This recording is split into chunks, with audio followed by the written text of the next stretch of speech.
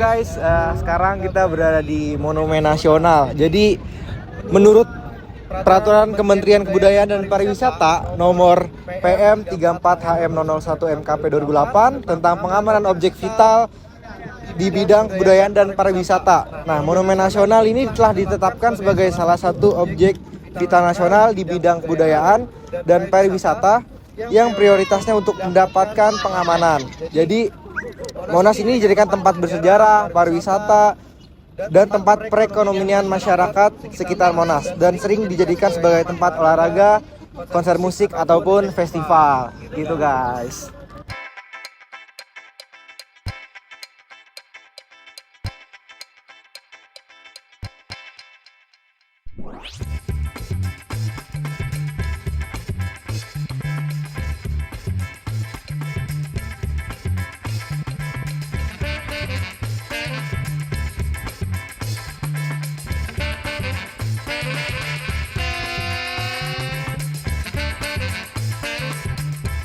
Sebelumnya kami telah melakukan wawancara terhadap pihak dari Pamdal, yaitu pengamanan dalam di wisata Monumen Nasional ini. Namun sebelumnya kami tidak bisa mendapatkan dokumentasi secara langsung terkait wawancara tersebut karena tidak dapatnya perizinan dari pihak Pamdal. Nah, di Monumen Nasional ini ternyata ada beberapa satuan penjagaan dari pihak Pamdal, TNI maupun kepolisian. Nah, dari pihak Pamdal itu termasuk ke dalam Dinas Pariwisata di bawah naungan Kementerian Pariwisata. Lalu dari pihak TNI itu mereka memakai satuan dari Mabes. Lalu dari kepolisian dinaungi oleh satuan Polres, Polda maupun polisi militer. Kenapa terdapat 3 satuan di dalam kawasan Monumen Nasional ini? Karena Monumen Nasional merupakan objek vital nasional negara Indonesia dan juga merupakan ring 1 di daerah Jakarta maupun Indonesia. Nah, berikut merupakan cuplikan dari gambaran ketika Pamdal atau pengamanan dalam melakukan tugasnya mengamankan wilayah dalam dari Monumen Nasional Jakarta Pusat.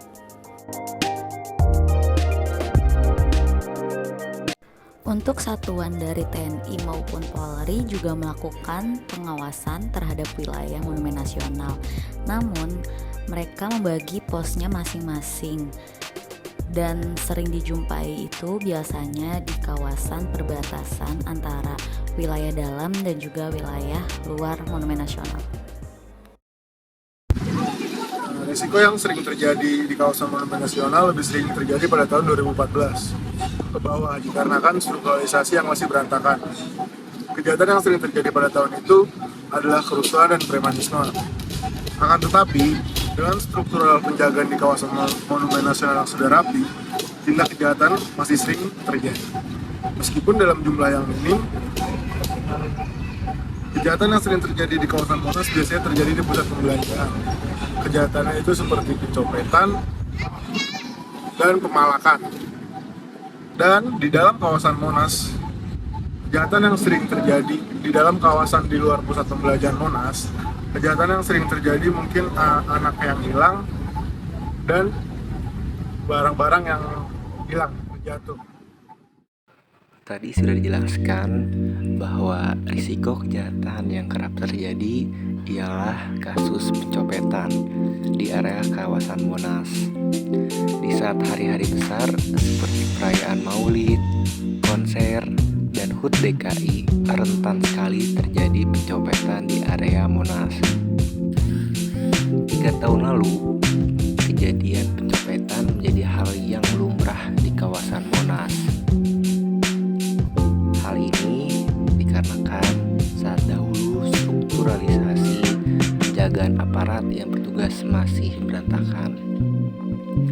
Para copet sangat mudah untuk melakukan aksinya dikarenakan pengawasan yang kurang dari aparat keamanan atau teknologi yang belum maju seperti CCTV yang masih kurang. Saat ini kasus pencopetan jauh lebih berkurang dan hampir jarang terjadi kembali karena meningkatnya pengawasan di kawasan Monumen Nasional.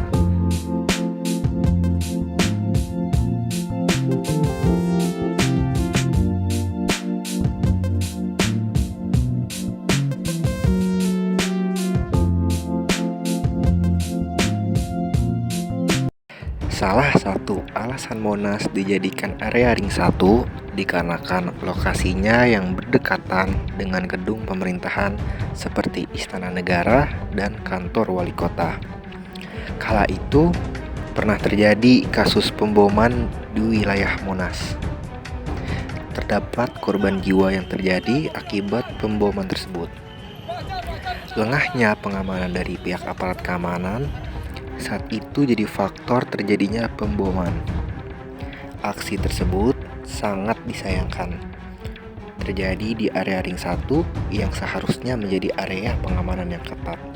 Namun, sejak kejadian tersebut tidak pernah lagi terjadi aksi pemboman di wilayah area ring 1, khususnya Monumen Nasional. Saat ini Monas selalu diawasi oleh pihak keamanan polisi, TNI, polisi militer, dan pengamanan dalam. Buat kalian yang penasaran sama pusat perbelanjaan di Monumen Nasional Jakarta Pusat, yuk ikutin Kevin. Di pusat perbelanjaan Monumen Nasional lebih sering dijumpai oleh pedagang makanan maupun minuman nih guys. Tapi ada beberapa pedagang yang juga menjual souvenir, baju maupun mainan untuk anak-anak. Selain itu juga ada wahana untuk si kecil.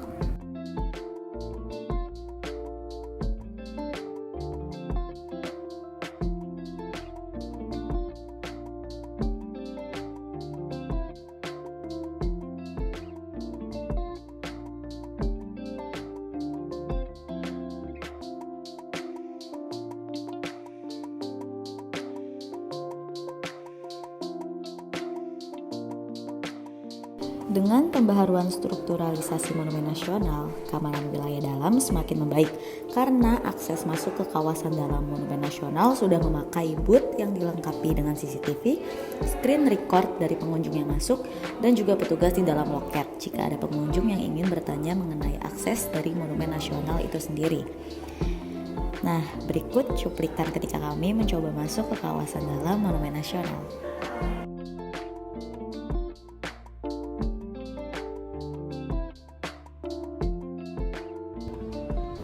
Pembaharuan yang kedua menurut petugas Pamdal yaitu meningkatnya sarana lampu penerang jalan yang dimana dengan adanya pembaharuan ini membuat resiko kejahatan seperti aksi premanisme dan juga pencopetan menjadi berkurang karena pengunjung yang masuk ke dalam kawasan dalam telah direkam oleh CCTV sehingga membuat pelaku menjadi mengurungkan niat untuk melakukan aksinya di dalam kawasan yang terlihat oleh banyak orang dan juga ramai. Menurut penjelasan dari petugas Pamdal ketika kami wawancarai, jika terdapat hari besar atau event yang dilaksanakan di dalam Monumen Nasional, biasanya pengamanan yang dilakukan lebih terfokus oleh penjagaan dari pelaksana event itu sendiri. Untuk Pamdal, TNI maupun Polri tetap melaksanakan tugasnya seperti biasa, yaitu mengamankan wilayah dalam dari Monumen Nasional.